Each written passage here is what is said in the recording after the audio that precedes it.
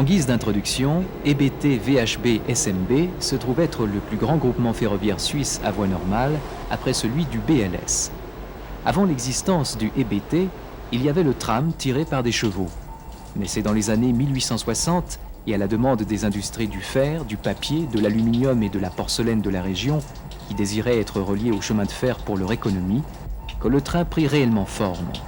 Il faut savoir que cette région entre Burgdorf et Söller, en ces temps éloignés, paraissait être une des plus riches et des plus peuplées de Suisse. C'est comme ça que naquit le 25 mai 1875 l'Emmentalbahn EB, qui le 12 mai 1881 prolongea sa ligne jusqu'à Langnau pour être connectée à celle du Gotthard. Quelques années après, à la fin du siècle dernier, la compagnie s'appelait Burgdorf-Thun-Bahn, BTB, pour finir au courant de ce siècle sous l'appellation Demmental-Burgdorf-Thun-Bahn et BT.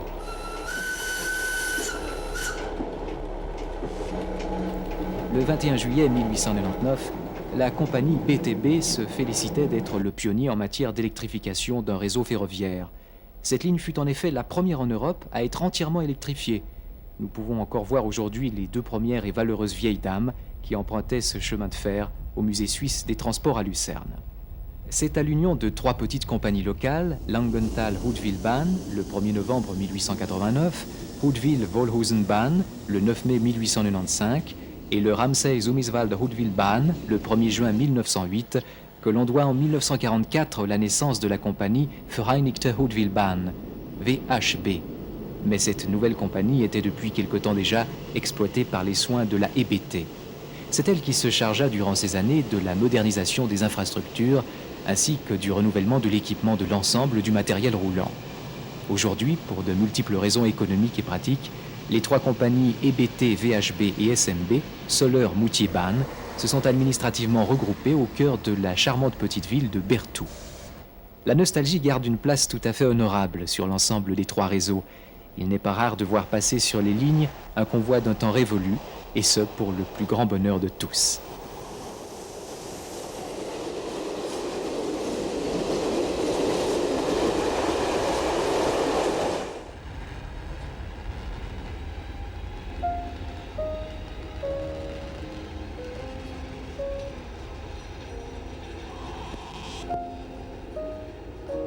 Le charme d'une pluie fine offre un décor surréaliste à la motrice BDE 24 numéro 240 de 1932, traçant son chemin en direction de Wasen via Sumiswald, une image presque romantique qui tente à prouver que même en ces moments glorieux, le train roulait par n'importe quel temps.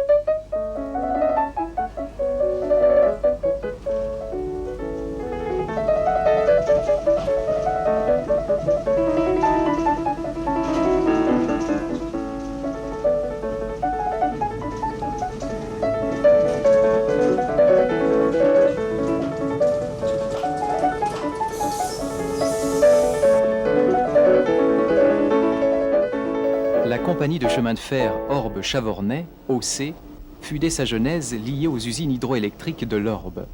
Déjà, le 4 août 1887, le mémoire de vie de l'ingénieur veuvezan Henri Haguet stipulait pour une dépense totale de 250 000 francs suisses la construction d'une voie ferrée pour un tramway, ainsi qu'un barrage pour une usine électrique devant fournir une puissance de 100 chevaux. Un tronçon de 3346 mètres aurait traversé la plaine de Chavornay après avoir franchi la rivière de l'Orbe. De là, un autre tronçon de 128 mètres muni d'une crémaillère aurait permis de vaincre une différence d'altitude de 30 mètres pour atteindre la ville.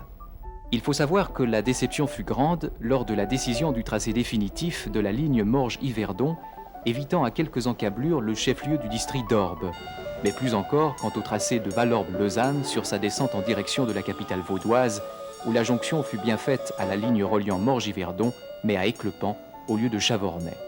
Le conseiller d'État Denagola, citoyen d'Orbe, reprit le rapport d'Aguet pour en faire un examen plus approfondi sur le projet du tramway. Il y apporta quelques points nouveaux et importants.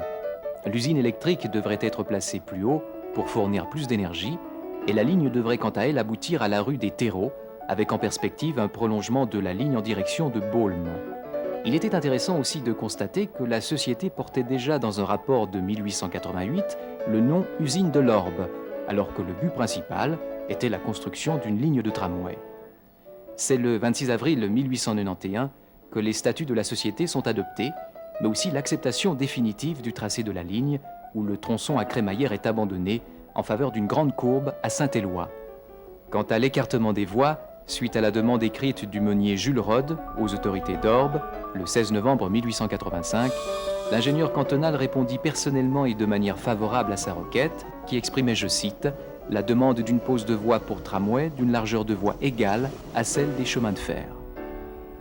Le 10 octobre 1889, un télégramme de Berne adressé à M. Denagola annonce « Concession Chavornay-Orbe admise par les deux chambres, signé Viquerat ».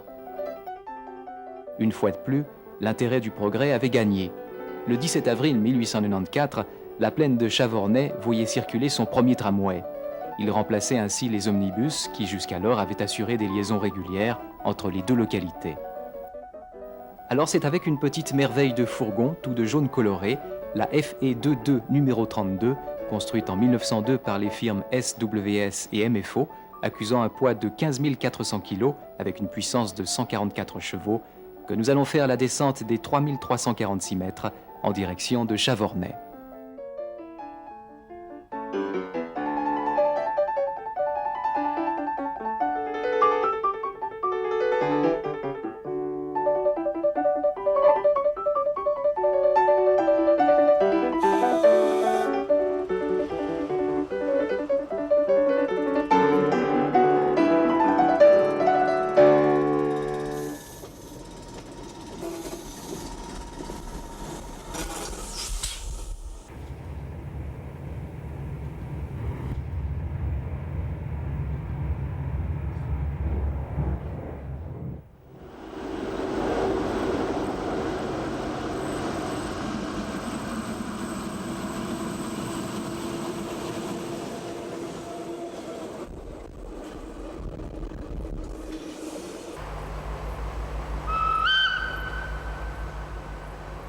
C'est en 1870 que commence l'histoire de la Ziltalbahn SITB.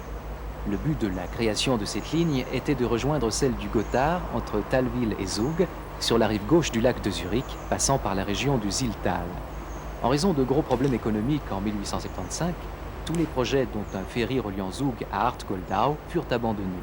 Seul le prolongement de la ligne entre Adliswil et Langnau-Gattiken fut réalisé. Puis, pour le commerce du bois, économie oblige, la ligne fut à nouveau prolongée jusqu'à Silval. Pour des raisons d'économie encore, la SITB collabora très vite avec la compagnie voisine du Uetlibergbahn, mise en service en 1875, afin de se raccorder au même réseau entre Zurich-Zellnau et Zurich-Gieshübel. L'ensemble de la ligne, de 13 km de Zurich-Zellnau à Silwald, fut inauguré le 3 août 1892. La même année, en décembre, mise en service de la ligne de raccordement d'1 km environ de Wiedikon à Gieshübel, qui sera en 1927 connectée au réseau des CFF par le biais d'un tunnel. Il manquait encore la connexion à la ligne du Gotthard. La SITB put construire et inaugurer en 1897 une ligne de jonction à Zilbrugg qui fut peu rentable. Construite comme un tramway, c'est-à-dire tracée à même la route, les voies ferrées furent rendues indépendantes du tracé routier. Les travaux ont duré jusqu'en 1959 avec le dernier tronçon de Langnau à Silwald qui nécessita la construction d'un tunnel et de 2 ponts. Vu le manque cruel de charbon après la Première Guerre mondiale, la SITB, comme d'autres compagnies, fut confrontée à la seule alternative, électrifier le réseau.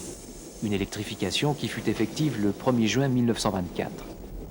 Du fait que la ligne se trouvait près d'une sous-station des CFF, c'est le courant de 15 000 volts alternatif 16 de tiers qui fut choisi, ce qui ne fut pas le cas pour la ligne du Uetliberg, où l'on injecta une alimentation de 1500 volts continue sur un troisième rail. En 1963, la dernière machine à vapeur destinée au service de la manœuvre cessa toute activité sur le réseau SITB. Puis les années passèrent. En 1955, la SITB innovait avec la mise en service de la première rame de pendulaire. Et en 1959, la création du poste de commande générale de la ligne en gare de Gishubel. Puis en 1973, la fusion inévitable de la SITB et Uetlibergbahn en une seule compagnie, la SZU, Ziltal Zurich Uetlibergbahn. Changement important aussi en 1976 avec la suppression des contrôleurs et la mise en place de distributeurs automatiques de billets. Au vu de la constante évolution démographique dans les faubourgs de la ville de Zwingli, les anciens plans ressortirent des tiroirs afin, grâce au vote de 1982, d'entreprendre le fameux prolongement de la ligne au cœur de la gare centrale de Zurich. Le 5 mai 1990, après 4 ans de travaux, les Zurichois inauguraient en grande pompe ce tronçon de 1,3 km, essentiel à la vie économique de la compagnie. Aujourd'hui, les convois nostalgiques ont toujours leur place sur le réseau SZU. En voici la preuve. En guise de guide, la motrice FCE 24 numéro 84, construite en 1924 par les firmes SWS et MFO, ainsi que ses voitures de 1927 et son wagon-restaurant de 1893, nous promènent pour notre plus grand plaisir le long de la Sill entre Langnau-Gattiken et Zillbrook.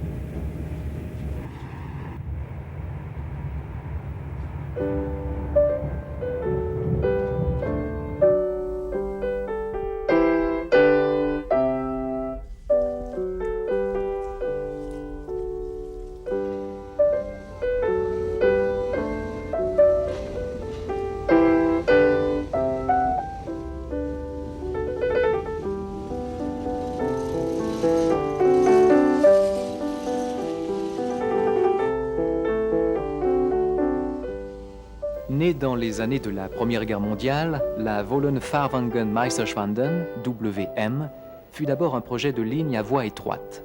Elle devait cheminer dans la vallée de la Limmat, partant de Bremgarten via Wohlen, pour aboutir à Boniswil. Mais ce beau projet fut, pour de multiples raisons, vite relégué aux oubliettes. Quelque temps plus tard, pourtant, après de longues discussions entre les autorités communales et régionales et d'autres acteurs économiques, le projet d'une ligne à voie normale fut retenu. Sitôt la décision prise, le premier coup de pioche fut donné. On construisit alors la ligne en 26 mois pour un budget de 1 97 248 francs. Électrifié dès sa construction, 1000 volts en continu puis 15 000 volts alternatives 16/2 dès le mois de mars 1966, le tronçon fut inauguré le 17 décembre 1916. Dès le début, la ligne remporta un franc succès sur le trafic marchandises. Au début du siècle, la région du Freiamt était essentiellement agricole.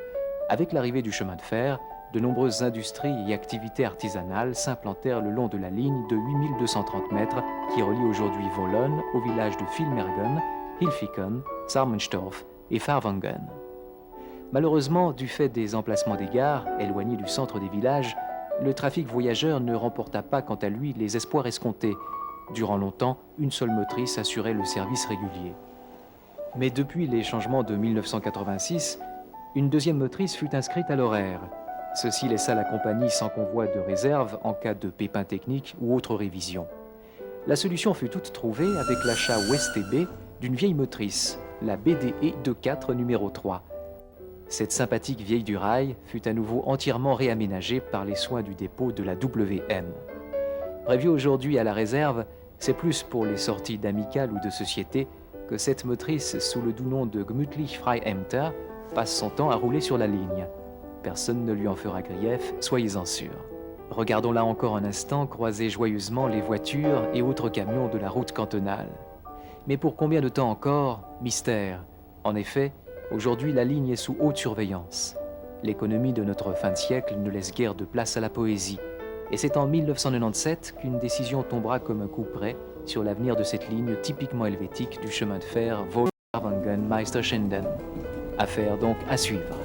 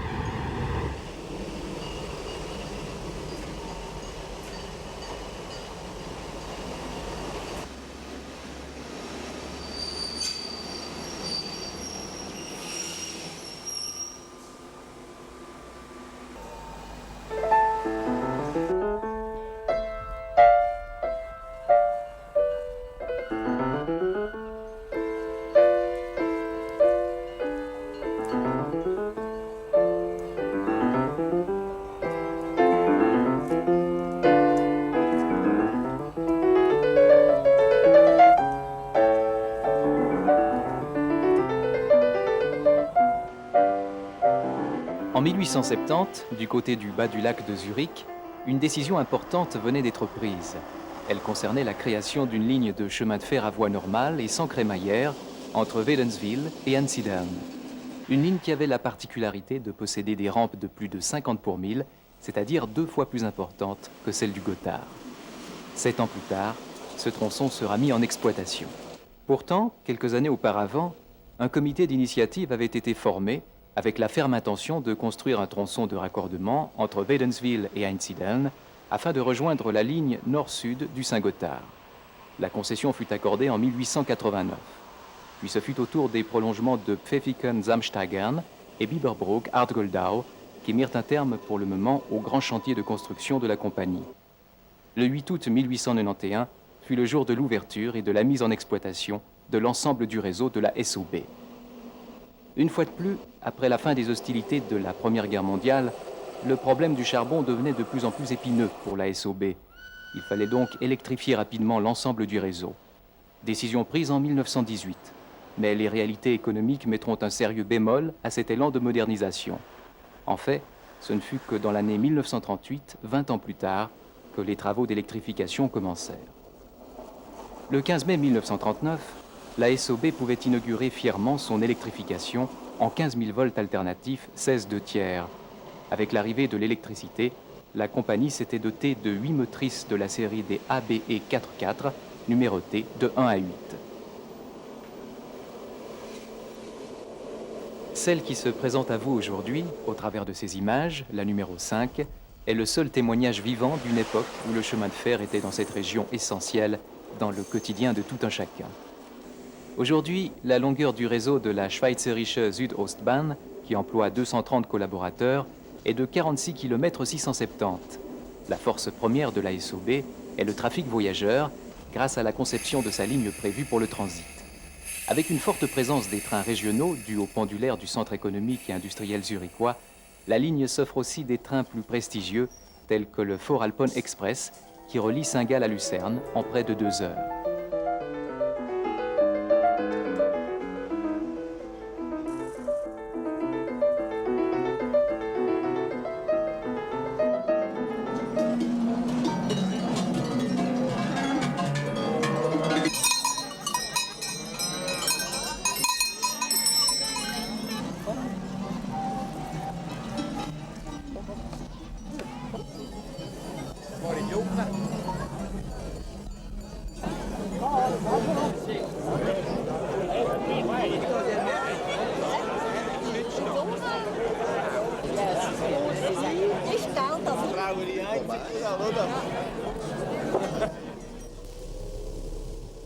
La SOB, l'on garde aussi un esprit très nostalgique, avec de temps à autre le passage d'un convoi plus que luxueux des années 30.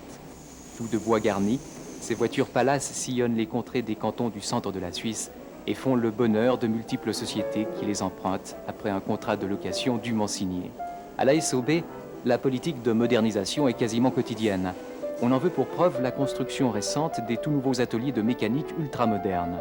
Ces grands ateliers offrent une possibilité de décentralisation et de travail pour des firmes telles que ABB ou des institutions comme les CFF. Bref, une compagnie qui a le regard serein et invariablement dirigé vers l'avenir. Nous voici en route près du lac de Zil, à bord de l'unique ABE 44 numéro 5. Construite en 1939 dans les ateliers de SLM, MFO et BBC, cette motrice atteint un poids total de 44 tonnes, avec une vitesse maximum de 80 km/h pour 720 kW.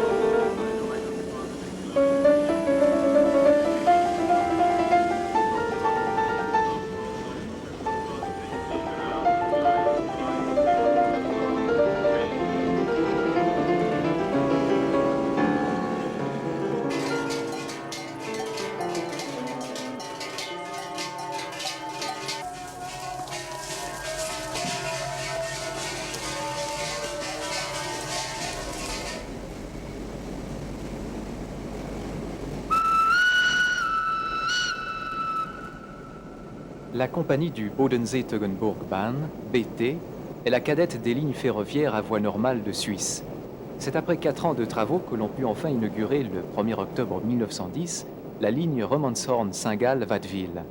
Avec le tronçon de Ricken-Usnach-Rapperswil, construit par les CFF, la Suisse orientale détenait enfin la liaison directe et tant attendue avec le Gotthard et la Suisse centrale. Pour boucler enfin le réseau du BT, la ligne en cul-de-sac Watteville-Neslau put être mise en exploitation 2 ans plus tard. Il faut savoir que le réseau du BT comporte une particularité importante face à ses confrères. En effet, la ligne comprend le plus grand nombre d'ouvrages d'art. Presque 1/5 du parcours passe sous les tunnels, 16 en tout, ou par-dessus l'un des 81 ponts, dont 18 dépassent les 50 mètres.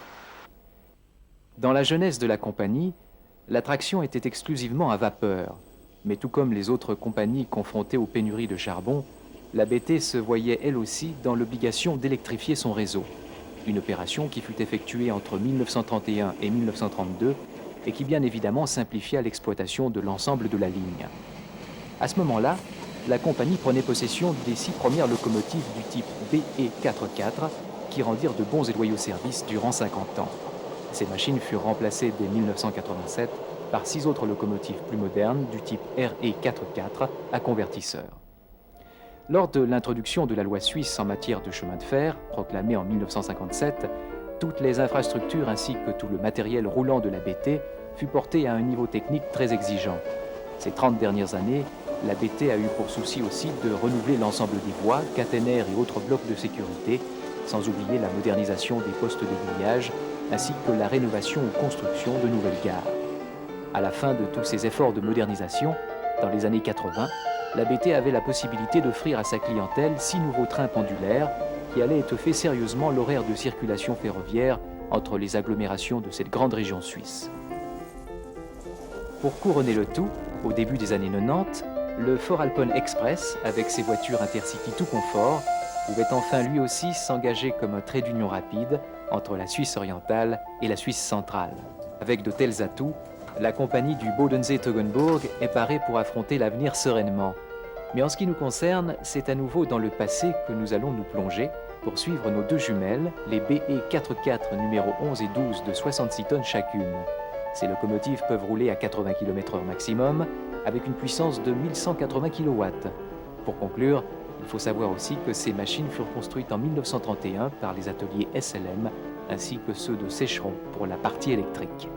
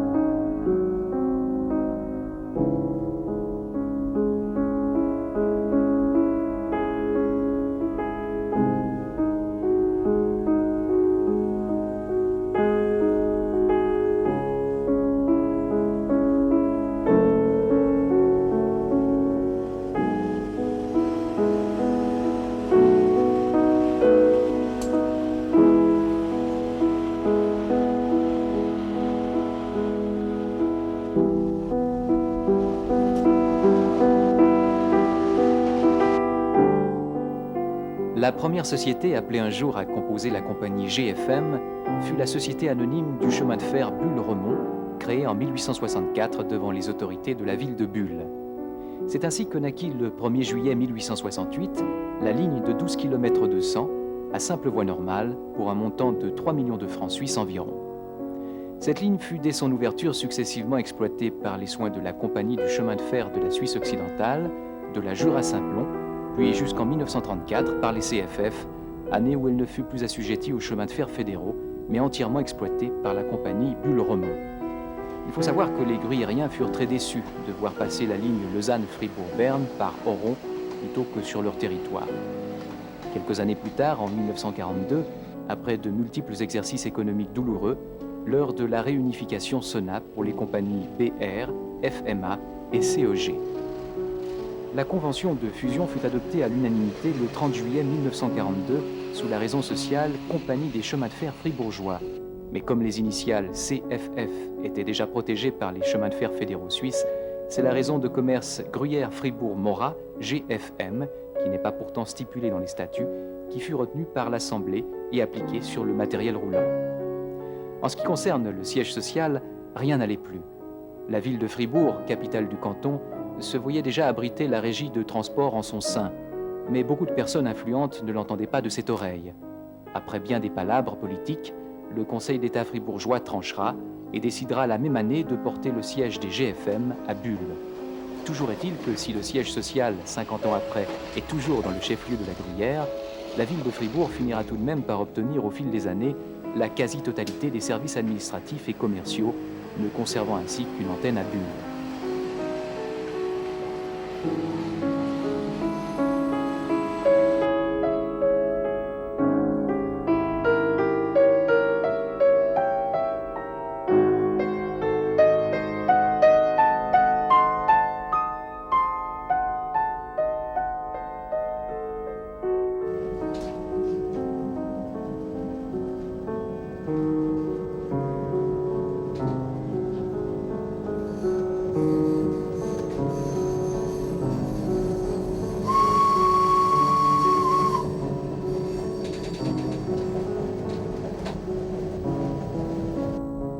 La compagnie des GFM nous présente ici l'automotrice ABDE 24 numéro 155. 50 tonnes, 442 kW, avec une vitesse maximum de 90 km/h, construite en 1931 aux ateliers de la société industrielle suisse à Neuhausen, ainsi que ceux de MFO de Oerlikon. Accrochée aussi au convoi, une voiture de la série 340 du constructeur SWS de Schlieren.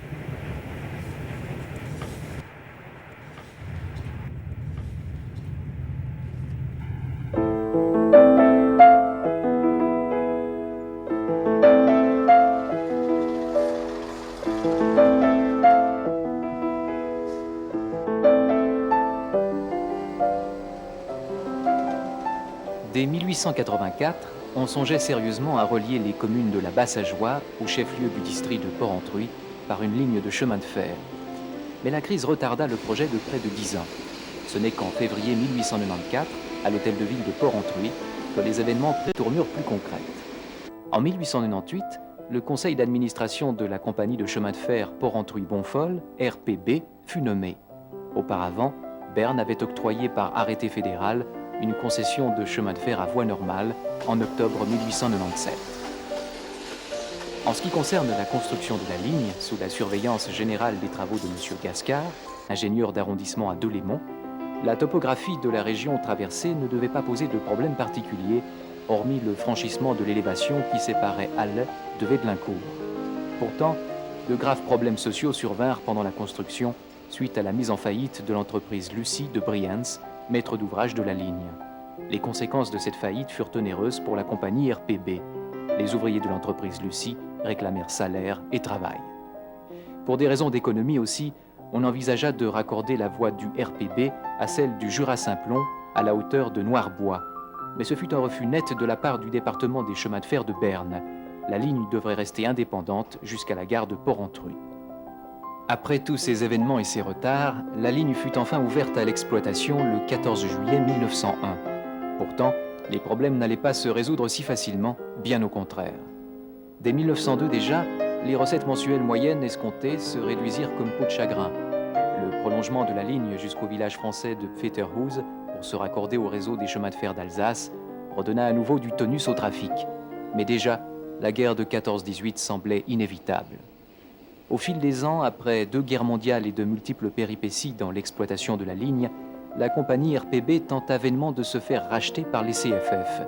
Mais le coup près tombera le 30 juillet 1945, quand l'Assemblée extraordinaire du RPB approuvera le contrat de fusion avec les CJ, signé à Seignelay-Gier le 15 mars de la même année.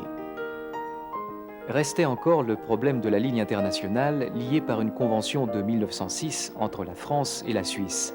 En effet, depuis la fin de la Deuxième Guerre, le trafic entre Bonfol et Pfetterhouse était réduit à presque zéro. Entre-temps, en France, en 1938, la SNCF voyait le jour. Celle-ci se faisait de plus en plus pressante pour la suppression de la ligne d'Annemarie-Pfetterhouse. C'est bizarrement le canton de Vaud qui donna aux Français l'occasion de dénoncer cette convention avec l'affaire du Nion d'Yvonne au moment de la construction de l'autoroute Genève-Lausanne en 1962. Le dernier train français quitta le village frontalier le 30 octobre 1965, puis la voie fut pratiquement livrée à l'abandon. Mais laissons-nous maintenant aller au charme des pâturages de la Basse-Ajoie avec la DE 44 numéro 111 de 1967, accusant un poids de 40 tonnes et d'une puissance de 850 chevaux, tractant notre page réclame.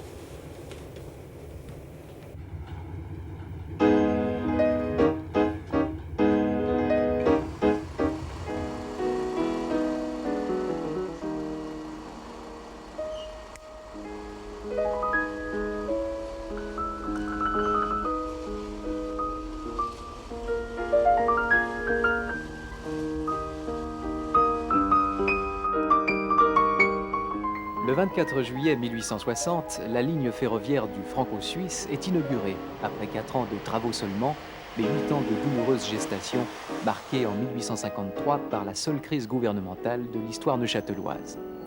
Un tracé de la ligne passant par Butte et quittant le territoire suisse dans la région de la Côte-aux-Fées retint bel et bien l'attention de l'expert chargé de l'étude technique par la commission du Grand Conseil.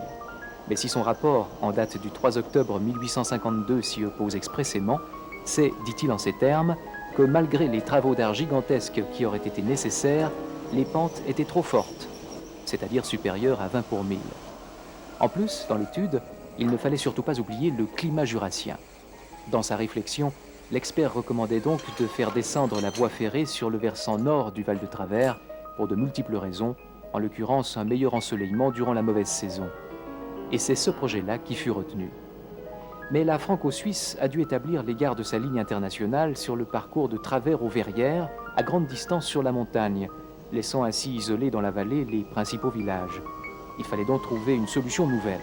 Pour desservir les villages de la vallée, il était impératif de construire une autre ligne, partant celle-ci depuis la Franco-Suisse. Ce ne fut pas chose facile. Après des années de discussions entre la vallée et l'État de Neuchâtel, passant par des commissions, sous-commissions et autres joutes politiques, sans oublier l'esprit de clocher qui régnait en ces temps, tous les projets présentés furent voués à des échecs retentissants. Après une trêve de 6 ans, la bataille ferrugineuse reprit de plus belle au Val de Travers. Mais cette ultime étape pour la construction d'un chemin de fer régional sera décisive. C'est le projet d'Auguste Mérian qui sera retenu par l'ensemble des acteurs politiques et économiques pour aboutir le 22 septembre 1883 à l'inauguration en grande pompe de la ligne Travers-Saint-Sulpice et le lundi suivant à l'exploitation de la ligne. Une réalité attendue depuis 30 ans. Parmi tous les engins tracteurs acquis par la compagnie durant ce siècle, il y en a un qui, dès son arrivée fin décembre 1951, attira l'attention de tout un chacun. La BE 44 numéro 1 nommée chaleureusement la boîte à sel.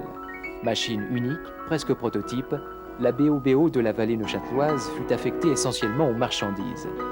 Construite dans les ateliers de Vevey et de Sécheron à Genève pour la partie électrique, cette locomotive d'une puissance de 960 chevaux et de 4470 kg peut atteindre des tractions de convoi de 300 tonnes avec un démarrage en rampe de 16 pour 1000.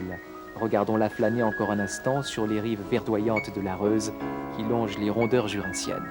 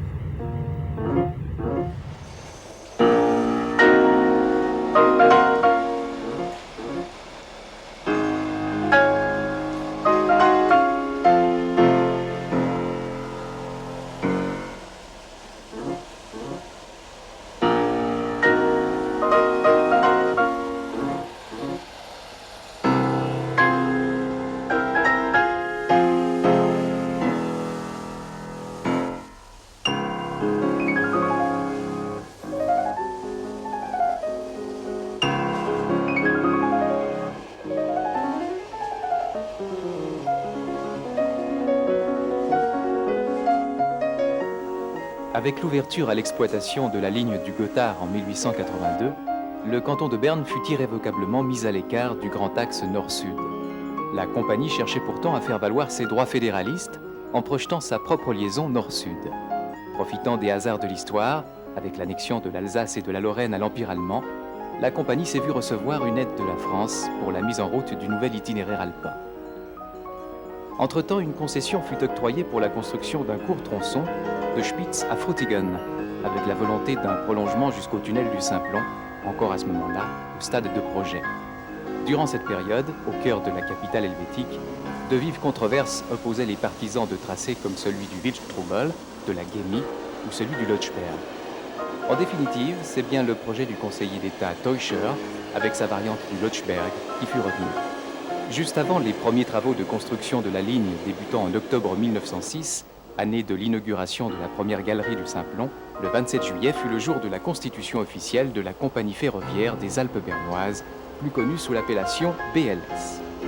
L'adjudication des travaux fut transmise à un consortium d'entrepreneurs français qui avait soumissionné pour la construction du tronçon Frutigen-Brig, long de 58 km, avec comme ouvrage principal le percement du tunnel du Lötschberg d'une longueur de 13 km 700.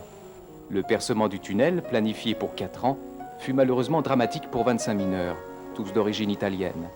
Ces hommes disparurent sous une voie d'eau et de boue le 24 juillet 1908, aux environs du kilomètre 2. La vie devait pourtant continuer pour ces pionniers, quand le 31 mars 1911, les équipes du Nord et du Sud purent se serrer triomphalement la main. Le Lötschberg était conquis. Sitôt la construction finie, la ligne fut électrifiée directement en courant monophasé 15 000 volts 16 2/3 et inaugurée le 19 juin 1913.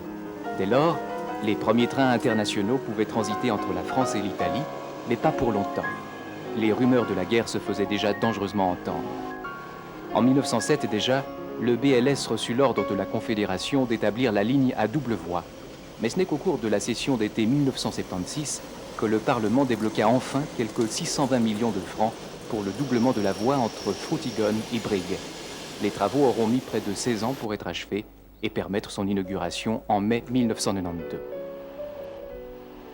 Aujourd'hui, le tunnel du Lötschberg est à nouveau en grands travaux, en raison de l'aménagement d'un couloir de transit pour les trains de ferroutage. Nous n'oublierons pas non plus que le peuple suisse accepta le 27 septembre 1992 la construction des 2 axes transalpins, dont celui du Lötschberg, avec une longueur de 41 km. L'exploitation de ce tunnel est prévue pour 2005, mais ça, c'est une autre histoire.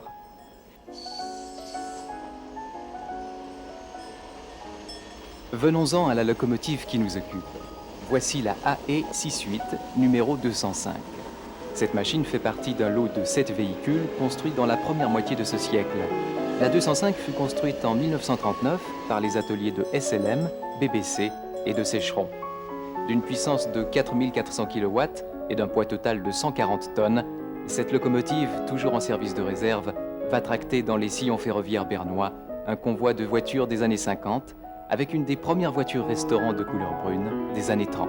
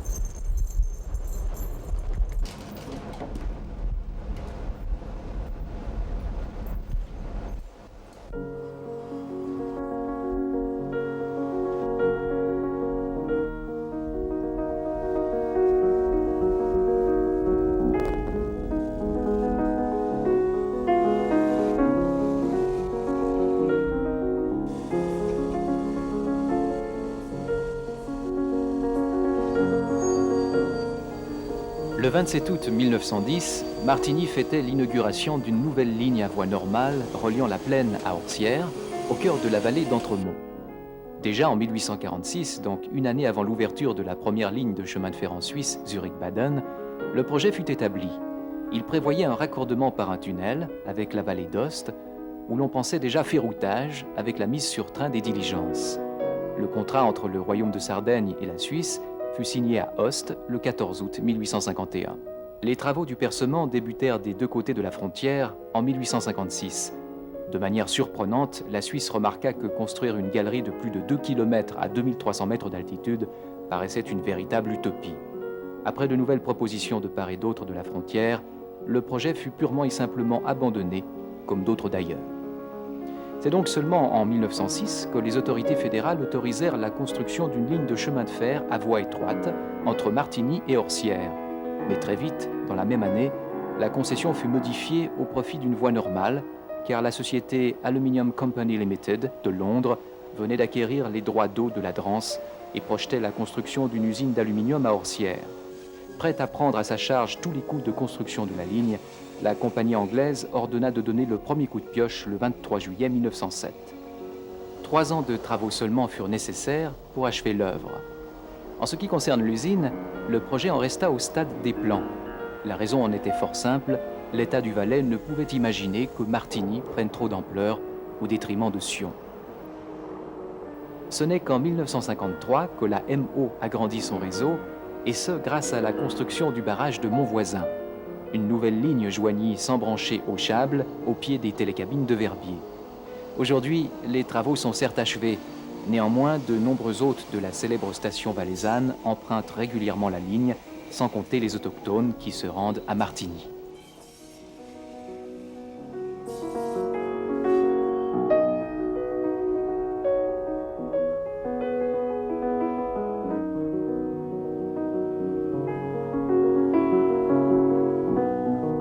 Nous allons affronter la montagne avec l'automotrice ABDE 44 numéro 7 dans sa nouvelle livrée aux couleurs du Saint-Bernard Express.